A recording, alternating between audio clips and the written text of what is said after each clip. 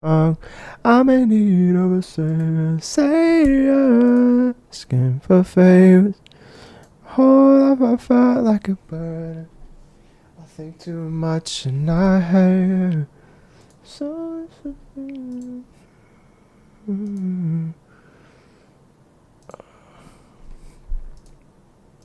test, testing, test. Test, test, test, test, test, test, test, testing, testing. Woo! Test, testing, test. All right, that's good.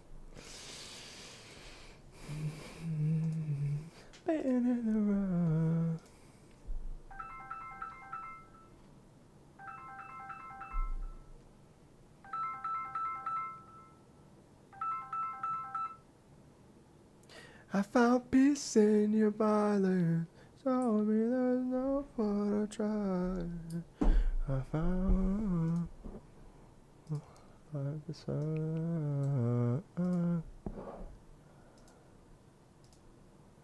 Told me there's no point to try. Yeah.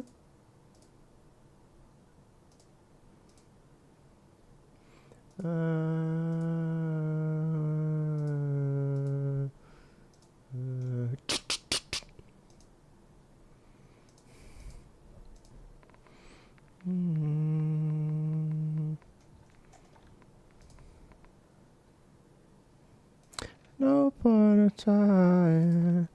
I'm not.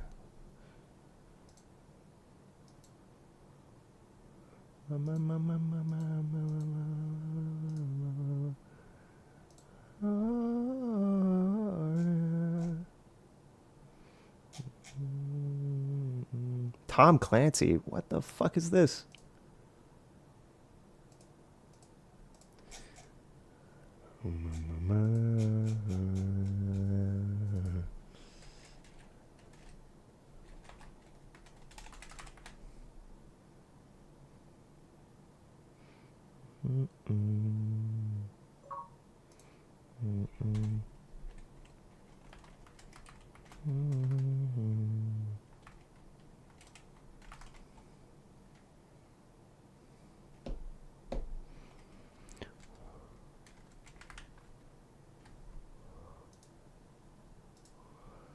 Wanted to call before I go.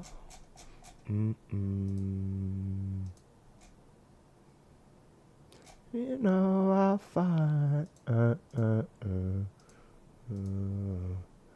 don't wanna hurt all alone.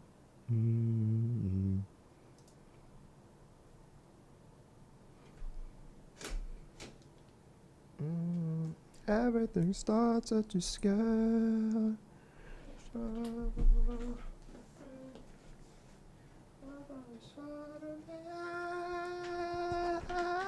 Oh my God, mama, if I'm on the fastest corner, oh baby, baby, you let off.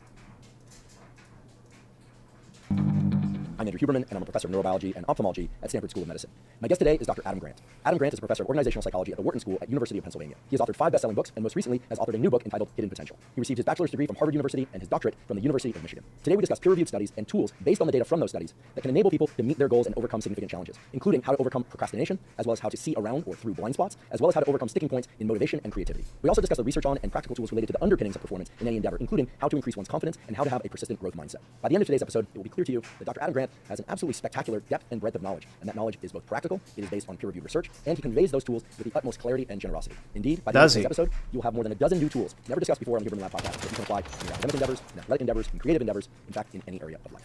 Before we begin, I'd like to emphasize that this podcast is separate from my teaching and research roles at Stanford. It is, however, part of my desired effort to bring zero cost consumer information about science and science-related tools to the general public. In keeping with that theme, I'd like to thank the sponsors of today's podcast. Our first sponsor is 8 Sleep. 8 Sleep makes smart mattress covers with cooling, heating, and sleep tracking capacity. I've spoken many times before in this podcast about the fact that getting a great night's sleep really is the foundation of mental health, physical health, and performance. One of the key things to getting a great night's sleep is to make sure that the temperature of your sleeping environment is correct. And that's because in order to fall and stay deeply asleep, your body temperature actually has to drop by about 1 to 3 degrees. And in order to wake up feeling refreshed and energized, your body temperature actually has to increase by about 1 to 3 degrees. With 8 Sleep, you can program the temperature of your sleeping environment in the beginning, middle, and end of your night. It has a number of other features like tracking the amount of rapid eye movement and slow wave sleep that you get, things that are essential to really dialing in the perfect night's sleep for you. I've been sleeping on an 8 Sleep mattress cover for well over 2 years now, and it has greatly improved my sleep. I fall asleep far more quickly, I wake up far less often in the middle of the night, and I wake up feeling far more refreshed than I ever did prior to using an 8 Sleep mattress cover. If you'd like to try 8 Sleep, go to 8sleep.com/Huberman. Now through November 30th, as a special holiday discount, 8 Sleep is offering $500 off their bundles with a pod cover. 8 Sleep currently ships in the USA, Canada, the types of meditation to bring about different levels of understanding about consciousness, but also a few minutes to meditate, other times I've long, and that he liked it very much. App with regular meditation, mindfulness sensor, and has even better tracking than the previous version. Right now, they're also offering an additional 2 free months of membership. Again, that's levels.link/Huberman to try the new sensor and 2 free months of membership. Today's episode is also brought to us by Waking Up. Waking Up is a meditation app that includes hundreds of meditation programs, mindfulness trainings, yoga nidra sessions, and NSDR, non-sleep deep rest protocols. I started using the Waking Up app a few years ago because even though I've been doing regular meditation since my teens, and I started doing yoga nidra about a decade ago, my dad mentioned to me that he had found an app, that'd be the Waking Up app, which could teach you meditations of different durations and that had a lot of different types of meditations to place the brain and body into different states, and that he liked it very much. So I gave the Waking Up app a try, and I too found it to be extremely useful because sometimes I only have a few minutes to meditate, other times I have longer to meditate, and indeed I love the fact that I can explore different types of meditation to bring about different levels of understanding about consciousness, but also to place my brain and body into lots of different kinds of states depending on which meditation I do. I also love that the Waking Up app has lots of different types of yoga nidra sessions. Those of you who don't know, yoga nidra is a process of lying very still but keeping an active mind. It's very different than most meditations, and there's excellent scientific data to show that yoga nidra and something similar to it, called non-sleep deep rest or NSDR, can greatly restore levels of cognitive and physical energy, even with just a short 10-minute session. If you'd like to try the Waking Up app, you can go to wakingup.com/Huberman and access a free 30-day trial. Again, that's wakingup.com/Huberman to access a free 30-day trial. And now for my discussion with Dr. Adam Grant. Adam, welcome. Excited to be here. Very excited to have you here. Your career, both public-facing and academic career, covered an enormous range of topics, so we have a lot to cover. Look who's talking. And anytime 2 professors sit down, or even 1 professor says you have a lot to cover, I think everyone listening braces themselves like, oh no, but these topics, I assure everyone, are of utmost interest, and you cover them in such both fabulous detail, and you make it very clear. So I'm really looking forward to this. I'd like to start off by talking about something that I'm obsessed by, and I know a lot of people are obsessed with and struggle with, and I know you also have a recent publication on this topic, which is procrastination. I'm a bit of a procrastinator, but a different way of stating that is that I love deadlines. I learned in college that I love deadlines because it seems to harness my focus and my attention. I like just enough, I guess you call it anxiety or autonomic arousal for the neuroscience or physiology-oriented folks. For me, it just brings about a total elimination of all of the distractors, and it seems to both slow and accelerate my perception of time, and it seems to bring out my best to have deadlines. But I would prefer to not have to procrastinate in order to self-impose deadlines. I prefer that other people impose those deadlines, in fact. So what do we know about procrastination? Why do some people complete things well in advance? Why do other people procrastinate? Is it that they're seeking deadlines, as I believe I am? And interestingly, and sort of alluding to this recent paper of yours, what is the relationship between procrastination and creativity? I feel like we should just deal with all that later. Let's put it off. No. Good one. By the way, there's extra credit for science funds on here, so. One of the best articles on procrastination ever written was titled, "At Last, My Article on Procrastination." Fantastic. I love it. Yeah, it just made me smile. So I think the basic question to start with is, why do we procrastinate? And I thought I was immune, actually, when I came into this topic. I was the person who annoyed my college roommates by finishing my thesis a couple months early. I found out there was a term for me. I'm a precrastinator. So the focus and the pressure that you get from a deadline, I get that the moment the project starts, and sometimes months or years in advance. And so I was really proud of finishing everything early. And then I discovered there are things that I procrastinate on too, which was a little bit disappointing. Are you willing to share what some of those were? Yeah. So I procrastinate on anything that's administrative. So I'm right there with you you. want to get time on my calendar? It could take me weeks to respond. You ask me a question about social science, I will be back to you in a minute. I procrastinate on grading. It takes me forever.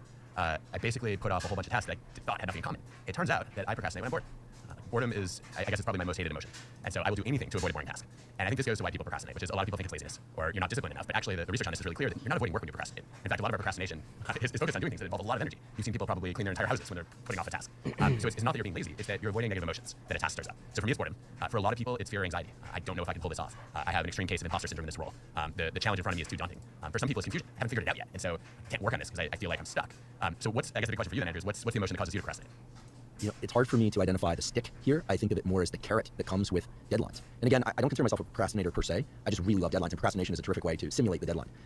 So for me, So you delay starting or finishing a task in order to have a sense of time pressure. that's right. It builds a certain amount of internal arousal. Need to know, okay, I've got 72 hours to complete something, and it's now game time. I like the game time before the game time. Before a podcast, I'll put in anywhere from several days to weeks or even months in preparation. So it's really elastic depending on the topic. But when it came to exams in school, or if it comes to writing deadlines, I consider the shipping of the product or the presentation of a live event that I happen to be doing as the second game or event. The first event is the pressure and the excitement of getting into the groove of doing focused work. Because for me, that's such a drug. I mean, it feels like having all the systems of my brain and body oriented towards one specific thing is just sheer bliss for me.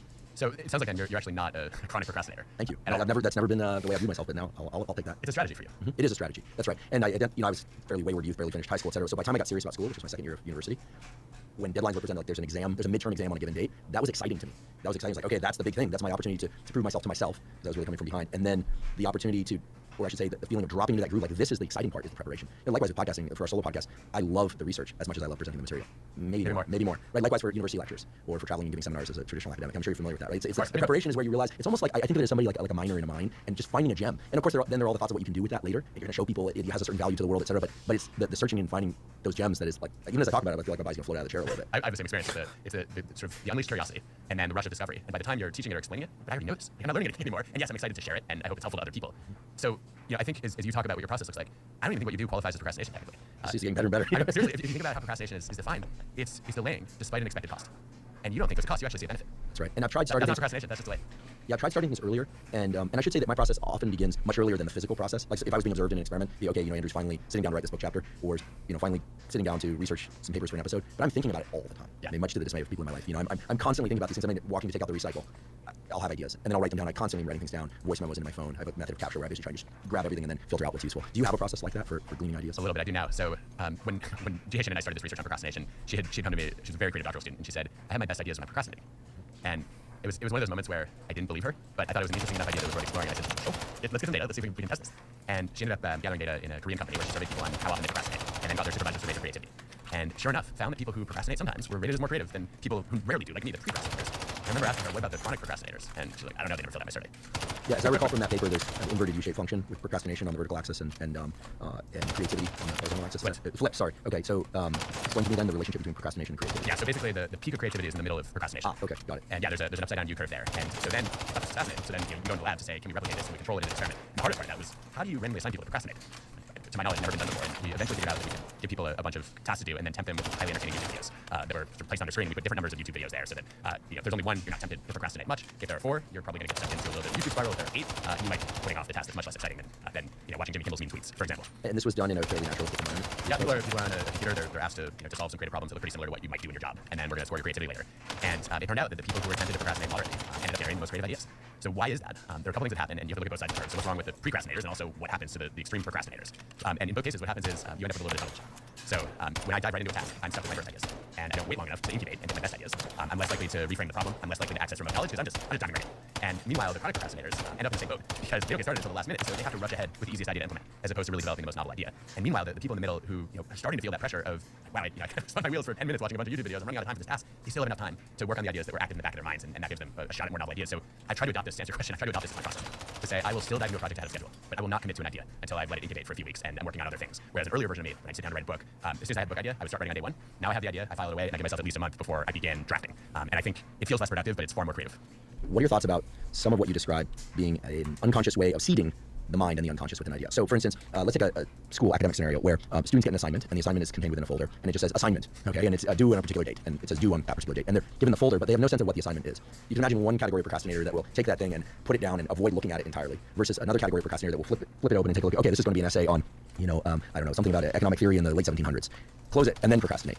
There is an idea which I subscribe to a little bit because I recently did a series on mental health, not mental illness, but mental health with Dr. Paul Conti, where he talked extensively about the unconscious and how the unconscious mind is always working with ideas, things that we are concerned about, performance, these sorts of things, even if we're not aware of them. What are your thoughts about the creativity that's seeded by slight procrastination being related to actually knowing what you're procrastinating on specifically? I think it turns out to be, I don't want to say essential, but critical. So one of the things we found is, in order for moderate procrastination to fuel creativity, you have to be intrinsically motivated by the thing you're procrastinating on. And so what happens is, if you're bored, for example, by the topic, you're not going to open the folder. You're not going to start thinking about it at all. It's not going to begin. You're not going to do any subconscious processing. You're not going to have any unexpected connections between this topic and something else you've learned about or been curious about. If you're interested in the problem, then when you put it off, you're much more likely to still keep it active in the back of your mind. And that's when you begin to see, I imagine you could explain the biology of this. I imagine, for example, there are probably more neural networks that are connecting. You get access to ideas that previously would have been sort of separate nodes. And so I think that you want to know what the topic is, right? You don't want to just see the blank assignment, but you also have to find a reason this is exciting to you. Otherwise, you're going to avoid it as opposed to letting it percolate. That brings us to the topic of intrinsic motivation, and I'd like to link that up with the topic of performance. So when I was in university, there were many topics that I was excited to learn about, some more than others, of course. But occasionally, I'd be in a class or I'd get an assignment that, frankly, I had minimal interest in. Never zero, but minimal interest. And as a way of dealing with that, I embarked on a process of literally lying to myself and just telling myself, okay, I'm super interested in reading this, and I'm going to force myself to be interested in reading it. And lo and behold, I would start falling in love with certain things. Maybe it was even the the arrival of a word that I didn't recognize, and then I would go look it up, and I knew I was studying for the GRE at that time, so I'd file that away. I still have my notebooks of all the vocabulary words that I learned in the course of my university courses that, frankly, made the verbal portion of the GRE look pretty easy. Which if you ever try and study for that at the end, it's pretty tough to commit all those new words to memory and context. So I could find little hooks, and through those hooks, I could kind of ratchet my way into a larger interest. And then lo and behold, I'm really interested in Greek mythology. Or I actually liked that one at first, but I didn't have to trick myself. But maybe we could spend a little bit of time talking about what is true intrinsic motivation. Is it always reflexive? Can we make ourselves intrinsically motivated about a given topic or scenario or group of people? And then let's talk about how intrinsic motivation links to performance, because there's a rich literature on this, as I recall. And I remember the Stanford study of rewarding kids for things that were intrinsically motivated to do. And we can touch on that a little bit, remind people who haven't heard about it. But I'm fascinated by this topic because I feel like so much of life is about doing things that initially we don't feel that excited to do, and yet succeeding in life, until you can afford to offload your administrative work to somebody else, which hopefully by now you have. Way to get it done. Right. This is fundamental to being a functional human being, frankly. Not just successful, in air quotes, but functional. We got to do stuff that we don't enjoy doing. Yeah, so I think we can talk about a couple different ways to nurture intrinsic motivation. We can think about how the task itself is designed, we can think about reward systems, and then we can think about also the things we say to ourselves and others, which I hope are not lies, but rather persuasive attempts. Let's start on that one, actually. I don't know a lot of people who are that good at deliberate self-deception. Well, I like to think it was only around a particular set of goal-motivated pursuits. But at that time, for me, also, it was survival. As I mentioned, I didn't do well in high school. I really wanted to perform well in university. But I knew that working just for the grade wasn't going to carry me. It felt catabolic. And I don't know, maybe at that age, I was still in the window of heightened neuroplasticity. We know it never closes. But I think I also fell in love with the process of learning how to do what I just described. Yeah. So I think for most people, the best method of self-persuasion is actually to convince somebody else. So I'm thinking of Elliot Aronson's classic research on cognitive dissonance, where he would ask you to go and tell somebody else a task you hated is really interesting. And if he paid you a lot to do it, you still hated the task because you had a justification. I got $20 to kind of fib a little bit about this task. The task is bad, but I did it for the payment. When he paid you $1 to go and tell somebody that you loved a task that you didn't, you ended up liking it more. Wow. What? I shouldn't be surprised, but maybe you should tell me why I shouldn't be surprised. Because I hope people got what you just said very clearly. If you don't like doing something, going and reporting to somebody else how great that thing is, so lying about it to somebody else, is one way to increase the degree to which you like or enjoy that behavior or topic. And if you're paid $20 to go lie to somebody in the positive direction, so against your true belief, it's less effective in shifting your underlying affect about that thing, your emotions, than if you're paid less, correct? Yeah, exactly. Now, I think obviously in the experiment, lying was an easy way to show the effect, but in real life, I think the way that you want to apply this is to say, all right, I've got to find something about this task that's interesting to me. And then in the process of explaining it to somebody else, I'm going to convince myself because I'm hearing the argument from somebody I already like and trust. And I've also chosen the reasons that I find compelling as opposed to hearing somebody else's reasons. And so I think this goes to the point that you were making, which is if you're trying to find a hook to make a topic intriguing, you've got to figure out, okay, what is it that would make this fascinating to me? And in a lot of cases, what you're looking for is a curiosity gap. I think social scientists like to talk about curiosity as an itch that you have to scratch. So there's something you want to know, you don't know it yet. So I would say, I tell my students often, take your least favorite class and find a mystery or a puzzle. Something that you just do not know the answer to. I actually talk to our kids about this. What really happened to King Tut? Do you know? Can you get to the bottom of that? And all of a sudden, I wonder. I need to Google it, and then I need to see if Wikipedia has credible information on this. And the more you learn about that, the more intriguing it becomes. And I think that's the beginning of the process of finding intrinsic motivation. I see. So inherent in your answer is the idea that there's something wired into our neural circuits, and therefore psychology, that curiosity as a verb, the act of being curious and seeking information, and I should say, I define curiosity, and hopefully you'll disagree with me or agree, either way, it doesn't matter as long as we can get a deeper understanding. I define curiosity as the desire to find something out where you are not attached to a particular outcome. Yes. Is that right? Yeah, in psychology, it's typically defined as just wanting to know. And that means you're driven by the question, not a particular answer, which is exactly what you're driving at. Okay, great. So, and I think it was Dorothy Parker that said, the cure for boredom is curiosity. There's no cure for curiosity. As there shouldn't be a cure for curiosity. So, and by the way, folks, we don't know what neural circuits subserve curiosity in the brain. It's got to be a distributed network. There's no brain area for curiosity, but it's got to be linked up with reward systems, dopamine, et cetera, in some way, because when one discovers something new that satisfies some curiosity, that's clearly there's an internal reward there. Okay, let me back up. So if your child or an adult is dreading exploring a topic or going about an assignment of any kind, you will give them a question that they then need to resolve. What if the assignment is like rake the leaves off the front lawn? Do you say, count the leaves? Or, how does one get past the sort of procrastination and generate some intrinsic motivation for things that one dreads, where it's unlikely that they're going to discover some knowledge that's exceedingly useful for future? You always start with okay, what's the first experiment I can run? Find the most interesting looking leaf for your favorite leaf, and then that lasts for about 2 minutes. And okay, no, there's a lot of leaves there. Right. I think not all tasks can be made intrinsically motivated to everyone. And so when intrinsic motivation is difficult to find, what you want to substitute with is a sense of purpose. Maybe a better way to say that is when the process is not interesting to you, you need to find a meaningful outcome. So there's some research on the boring but important effect, where kids who have a purpose for learning, this goes through high school, and think, this is not just interesting to me, but I'm going to be able to use this knowledge to help other people one day. They're more persistent in their studying, they end up getting better grades. And so I think intrinsic motivation is often driven by curiosity about the how. A sense of purpose comes from really thinking hard about the why. Why does this matter? And so I'd say with the raking leaves, let's try to connect that task to something else that you care about. Are you going to pleasantly surprise your parents when they get home? Are you going to have a place to play soccer that you didn't before? And I think then the process of getting to that, I guess what I'd say is, if you're trying to motivate yourself, it's a little bit harder than if you're trying to motivate somebody else on this. If I was going to motivate somebody else, I would take a page out of the motivational interviewing playbook, where I would say, okay, Andrew, actually let's play that for a second. So you're going to rake a pile of leaves. It's a 2-hour task. 0 to 10, how excited are you about that? A 3. 3? Really? I'm surprised. I thought you were going to say 0 or 1. Why is it not lower? I like any sort of physical activity because it allows me to move, and I just like moving my body. There we go. Okay, so you just identified a potential source of purpose for that activity. And I don't have a vested interest in convincing you to do this task. I am genuinely curious about what would motivate you to want to do it. And as you start to articulate it, boom, self-persuasion kicks in. Love it. I'm going to start using these approaches. They're more when intrinsic motivation. A question that they then need to resolve. What if the assignment is like rake the leaves off the front lawn? Do you say count the leaves, or I mean how does one get past the sort of procrastination and generate some intrinsic motivation for things that one dreads, where it's unlikely that they're going to discover some knowledge that's exceedingly useful for future? You always start with okay, what's the first experiment I can run? Find the most interesting looking leaf for your favorite leaf, and then that lasts for about 2 minutes. And like, okay, no, we have a lot of leaves there. Right. I think not all tasks can be made intrinsically motivating to everyone. And so when intrinsic motivation is difficult to find, what you want to substitute with is a sense of purpose. Maybe a better way to say that is when the process is not interesting to you, you need to find a meaningful outcome. So there's some research on the boring but important effect, where kids who have a purpose for learning, this goes through high school, and think, this is not just interesting to me, but I'm going to be able to use this knowledge to help other people one day. They're more persistent in their studying, they end up getting better grades, and so I think intrinsic motivation is often driven by curiosity about the how. A sense of purpose comes from really thinking hard about the why. Why does this matter? And so I'd say with the raking leaves, let's try to connect that task to something else that you care about. Are you going to pleasantly surprise your parents when they get home? Are you going to have a place to play soccer that you didn't before? And I think then the process of getting to that, I guess what I'd say is if you're trying to motivate yourself, it's a little bit harder than if you're trying to motivate somebody else on this. If I was going to motivate somebody else, I would take a page out of the motivational interviewing playbook, where I would say, okay, Andrew, actually, let's play that for a second. So you're going to rake a pile of leaves. It's a 2-hour task. 0 to 10, how excited are you about that? A 3. 3? Really? I'm surprised. I thought you were going to say 0 or 1. Why is it not lower? I like any sort of physical activity because it allows me to move, and I just like moving my body. There we go. Okay, so you just identified a potential source of purpose for that activity. And I don't have a vested interest in convincing you to do this task. I am genuinely curious about what would motivate you to want to do it. And as you start to articulate it, boom, self-persuasion kicks in. Love it. I'm going to start using these approaches. Try it at your own risk. As we all know, quality nutrition influences, of course, our physical health, but also our mental health and our cognitive functioning, our memory, our ability to learn new. AG1 is sponsoring the Huberman Lab podcast. Extrinsic things, you'll get your allowance, extrinsic motivation, D3K2. Again, that's drinkag1.com/Huberman to claim that special offer. I have a question about extrinsic motivation. So if we grow up being incentivized by extrinsic things, you'll get your allowance if you blank. You can spend the money that you make, on your paper route, doing the things you really want to do. Is there any value in those kinds of learning-based incentives for kids and for adults? Because that's the real world as well. I know plenty of people, I have family members that only work for a paycheck, and they're pretty okay because they like spending their paycheck. Yeah. Probably more. I'm not intrinsically attached to money. I mean, I certainly have needs in life, but I don't enjoy spending money for the sake of spending it or for gaining more possessions. But I know people that do, and I certainly don't judge. Are they somehow existing in a diminished landscape of happiness, or because they seem pretty happy to me? But they seem to have also worked out this relationship. They do certain things to get the extrinsic rewards, and they really enjoy what they can do with those extrinsic rewards. There's a huge body of evidence on what are the effects of extrinsic rewards on motivation and performance. And I think the latest conclusions, if you look at the latest meta-analyses, so huge study of studies trying to accumulate what's the average effect of adding a financial incentive to a task that wasn't incentivized before, or to a job where you were paid salary and now we're going to give you incentive compensation. There is a boost. So in general, people are more productive when they're incentivized for their output, but these incentives are better for motivating quantity than quality. So you see people get more done, but they're not necessarily more careful or more thorough. Are they less careful and less thorough? No, actually, there's still positive effects on average. They're just weaker. And of course, you could then start to say, well, how do I incentivize being fast and careful? But I think where we do have to be really cautious is there's an undermining effect of extrinsic rewards on intrinsic motivation. And you were alluding to this earlier, dating back to the early 70s, where we know that if we take an interesting task and then we pay you for it, you might conclude that you're only doing it for the outcome, and you lose interest in the task. So the classic demonstration, Mark Lepper and colleagues, is kids playing video games, and they're playing them because they're fun, and then you start to add in an incentive, and then when the incentive's taken away, they don't want to play anymore because the meaning of the task has changed, and now I'm doing it because I want to get something out of it, as opposed to I love the process. I think that phenomenon does not have to exist. So we know, for example, at work, in managers, as long as they give people autonomy, they don't present the rewards in a controlling way. So instead of saying, Andrew, in order to earn this, you need to do the following work. If they say, hey, look, I'd really love it if you would deliver the following, and in order to make that worth your while, I'm offering this incentive. People react very differently when they have a sense of choice and control. So I think that's I guess the starting point. In the presence of autonomy, I don't think there's a major downside of extrinsic rewards. I think you also have to be careful that I guess you're not over justifying the task. In other words, you're not swamping people's intrinsic reason for doing it, but you're adding a reason to try it. So actually, if we go to a different domain for a second, so look at kids who don't want to eat their vegetables. Extrinsic incentives are very effective to get kids to try vegetables for the first time. But then the hope is that they discover a vegetable or two that they don't mind, and then they find reasons to keep doing it.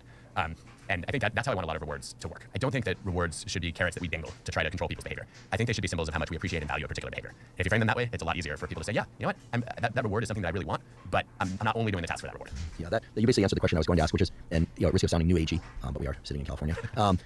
I could imagine that when one is focused on the extrinsic rewards, so a physical task or a cognitive task for an extrinsic reward, if I'm focusing on the extrinsic reward, I'm also, air quotes again, not present. Right? I'm thinking about the outcome. I'm not thinking about process. And I think perhaps you can flesh out some of what this is exactly, but I think there's a fairly extensive data to support the idea that when we are physically and mentally present to the task, that we're going to perform better. And presumably our intrinsic liking of that task or performing that task increases as well. Is that true? Yeah, I think so. So if we want to break down the mechanisms for why intrinsic motivation is useful for performance, one, you touched on earlier, it's focus of attention. It's much easier to find flow when you're intrinsically motivated. You get into that state of deep absorption where time melts away. So you mentioned, sort of either speeding up or slowing down your sense of time. You forget where you are. Sometimes you even lose track of your identity, and you're just merged into the task. And so that concentration is helpful. There's also a greater persistence effect, that when you enjoy what you're doing, you're less likely to give up in the face of obstacles. You're more likely to think about it when you're not doing the task and come up with great ideas. And so I think there's a working harder, there's a working longer, there's a working smarter, and there's also a thinking more clearly effect. This is a brief but related tangent. One of the things that I found incredibly difficult in recent years is that, most of my life, really since I was a small kid, I was foraging for things, and then I used to give lectures on Monday in class if they let me, until they eventually stopped me about the stuff I was reading about all weekend. So got an early start on the professorial front. But now, if I'm reading something and I discover what I think is a really valuable piece of information, or a tool or a protocol, I'm like, wow, this is really cool. These findings are oh so cool. There's a problem, which is that now I have an opportunity to cast that out to the world through social media. We all do. This could be. Wait, I'm sorry, you're on social media?